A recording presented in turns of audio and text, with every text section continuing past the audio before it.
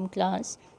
Today we will study about the effects of current. Current जो already हम discuss कर चुके हैं कि when the charges start moving through a conductor, then they produce the current. The motion of the charges results in the formation of the current. अब ये current जब पास होता है कंडक्टर में से तो वो डिफरेंट इफ़ेक्ट्स प्रोड्यूस करता है. जो मेन आपके पास इफ़ेक्ट प्रोड्यूस होते हैं वो हमारे पास 3 इफ़ेक्ट्स हैं. करंट 3 इफ़ेक्ट प्रोड्यूस करता है. First effect is called the heating effect, यानी हीट प्रोड्यूस करेगा. दूसरा इफ़ेक्ट क्या है? मैग्नेटिक इफ़ेक्ट है, यानी मैग्नेटिक चेंजेस लाएगा. सेकंड थर्ड हमारे पास इसका है केमिकल इफ़ेक्ट, कोई केमिकल चेंज आ गया जब करंट जो है वो पास होगा.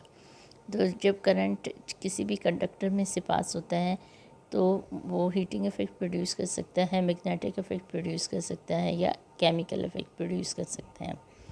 अब वन बाय वन हम देख लेंगे. सबसे पहले हमारे पास क्या है? Heating effect. हीटिंग इफ़ेक्ट कैसे प्रोड्यूस होता है? जब आपके पास जो है वो फ़्लो करता है, क्योंकि आपके पास एक्चुअली हीटिंग करंट क्या है? Motion of electrons, motion of charge carriers.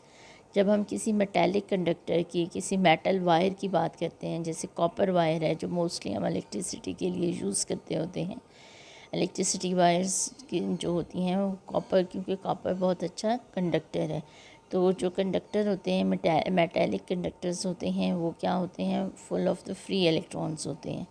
अब होता क्या है, जब करंट पास होता है तो जैसे जैसे फ्री इलेक्ट्रॉन मूव करते हैं तो वो जो एटम्स होते हैं मेटल के उनके साथ क्लाइड करते हैं, स्ट्राइक करते हैं. जब उनके साथ कोलाइड करेंगे, टकराएंगे, तो टकराने की वजह से उनकी काइनेटिक एनर्जी उन एटम्स को मिल जाएगी.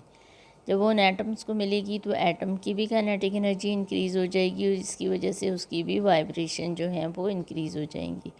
तो इलेक्ट्रॉन्स की भी एनर्जी ज़्यादा है, एटम्स भी वाइब्रेट करना स्टार्ट करेंगे तो वो एक दूसरे के साथ स्ट्राइक करेंगे.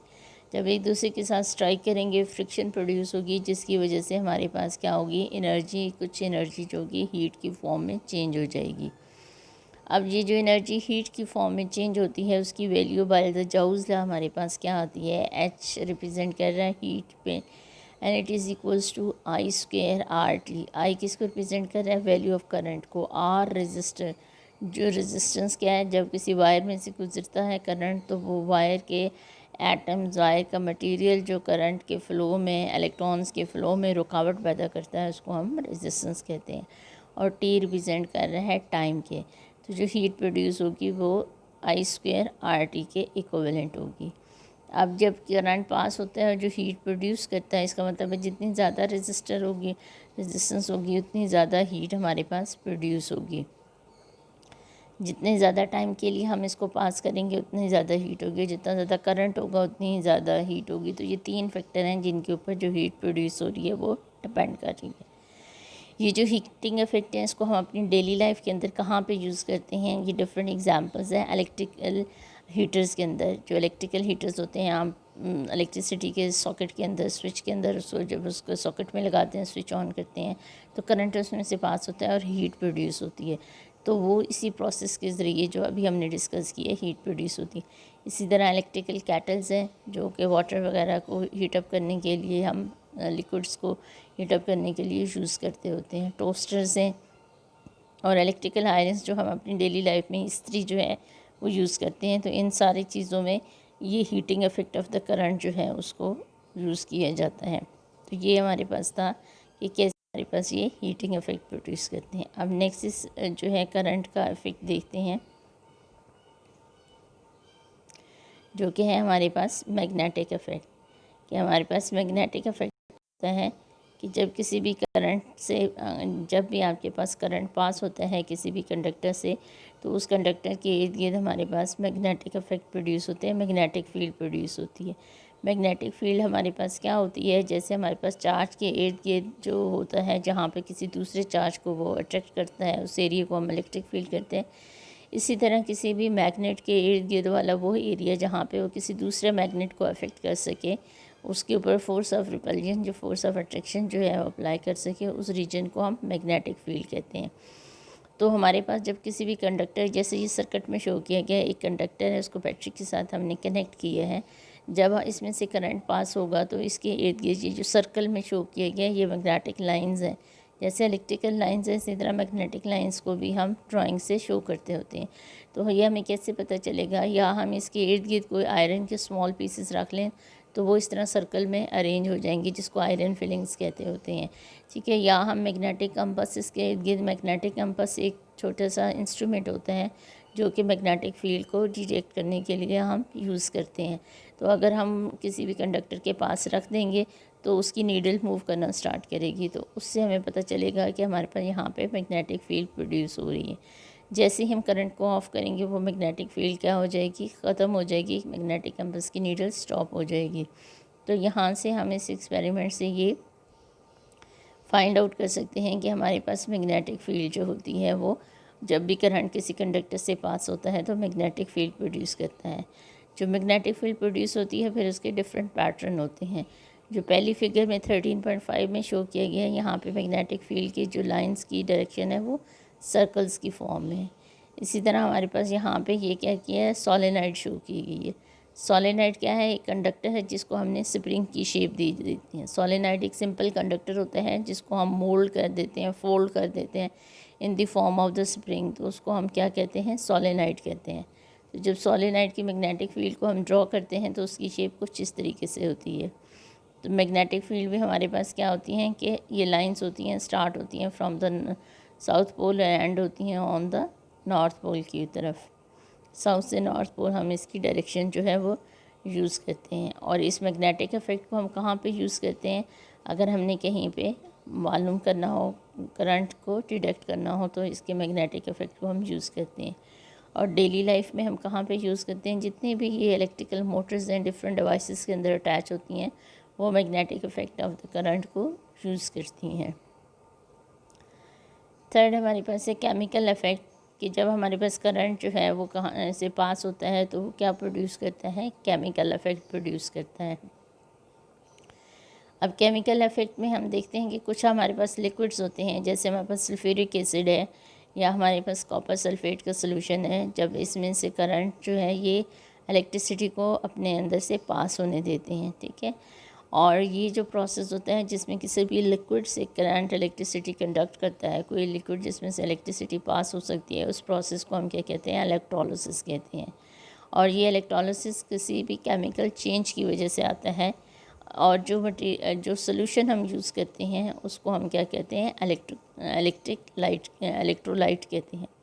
The chemical changes produced during the electrolysis of a liquid are due to the chemical effect of the current। ठीक है, ये जो हमारे पास जो भी चेंजेस आते हैं उस इलेक्ट्रोलिसिस के प्रोसेस में वो chemical effect of the current की वजह से आते हैं। It depend upon the nature of the liquid and quantity of electricity pass through the liquid. अब इसमें से इलेक्ट्रोलिसिस के प्रोसेस में हम कुछ टर्म्स यूज़ करते हैं, जिसमें से पहली टर्म है इलेक्ट्रोलाइट।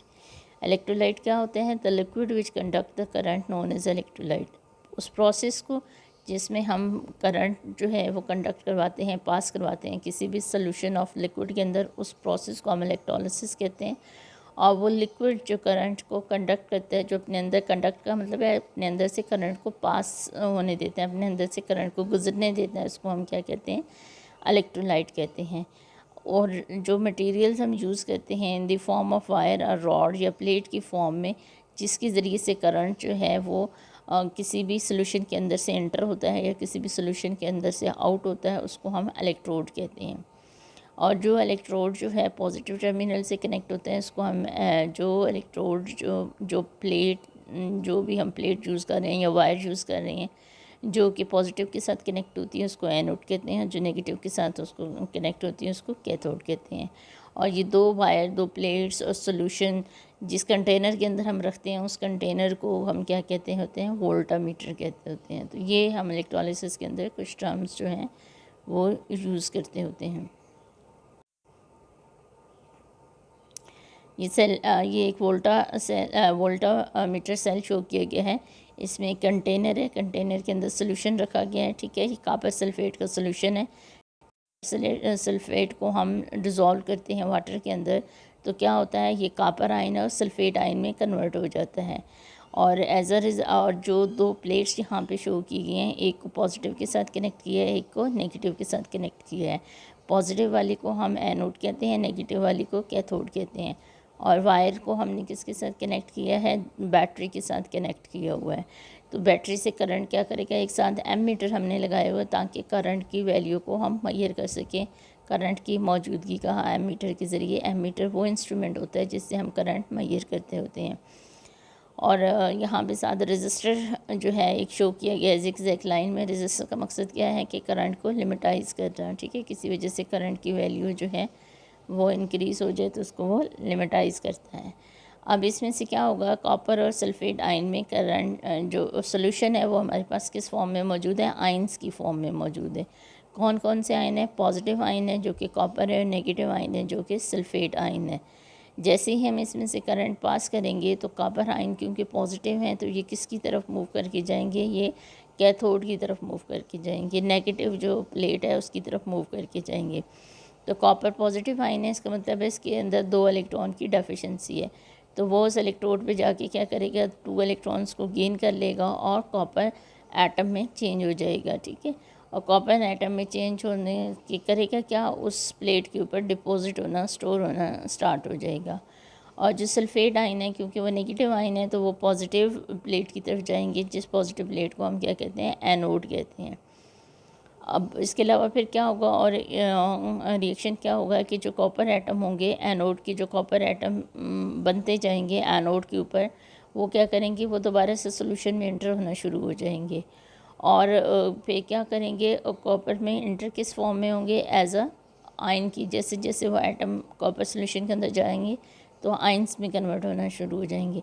और वहाँ पे जाके ये क्या करेंगे, सल्फेट आयन के साथ, नेगेटिव आयन है उनके साथ कंबाइन होंगे और दोबारा से कॉपर सल्फेट जो है हमारे पास बनता जाएगा। तो इस तरीके से आपके हमें बार बार जो है सोल्यूशन डालने की ज़रूरत नहीं होगी, जो है कॉपर सोल्यूशन जो है कॉपर सल्फेट सोल्यूशन के अंदर मौजूद रहेगा। जैसे जैसे हमारे पास इलेक्ट्रोलिसिस का प्रोसेस प्रोसीड होता जाएगा, चलता जाएगा, तो क्या होगा कि कॉपर जो है कॉन्टीन्यूसली कैथोड के ऊपर जो है वो डिज़ोल्व होना, डिपॉजिट होना, स्टोर हो जाएंगे। और जितने वहाँ पे स्टोर होंगे उतने ही इक्वल अमाउंट में कॉपर जो है एनोड से किस में डिज़ोल्व होना शुरू हो जाएंगे, सोल्यूशन के अंदर जाना जो है वो शुरू हो जाएंगे। और इस तरीके से कॉपर की जो अमाउंट है, कॉपर सल्फेट सोल्यूशन की अमाउंट वो अनचेंज रहेगी इस कंटेनर के अंदर। अब ये जो हम इलेक्ट्रोलिसिस का प्रोसेस है, ये हम प्रैक्टिकली कहाँ पे यूज़ करते हैं, ये हम इलेक्ट्रोप्लेटिंग के अंदर यूज़ करते हैं। जो इलेक्ट्रोप्लेटिंग एक प्रोसेस है, इलेक्ट्रोप्लेटिंग कौन सा प्रोसेस है, it is a process of coating a thin layer of some expensive metal such as gold, silver on an article of some cheap metal। कि हम किसी भी जो है वो हमारे पास एक्सपेंसिव मेटल्स होती हैं जैसे गोल्ड और सिल्वर है, उसको हम किसी भी चीप मेटल के ऊपर, जो सस्ती मेटल होती है जैसे आयरन वगैरह, उसके ऊपर हम उसकी एक कोटिंग कर लेते हैं, एक लेयर चढ़ा लेते हैं। तो इस प्रोसेस को हम क्या कहते हैं, इलेक्ट्रोप्लेटिंग का प्रोसेस कहते हैं। तो इलेक्ट्रोप्लेटिंग जो प्रैक्टिकल एप्लीकेशन है हमारे पास केमिकल इफेक्ट की, वो क्या है, इलेक्ट्रोप्लेटिंग है। तो ये हमारे पास है 3 इफ़ेक्ट्स थे करंट के। हीटिंग इफ़ेक्ट है, सेकंड हमारे पास जो है वो था मैग्नेटिक इफ़ेक्ट है, और थर्ड इसका इफ़ेक्ट था केमिकल इफ़ेक्ट।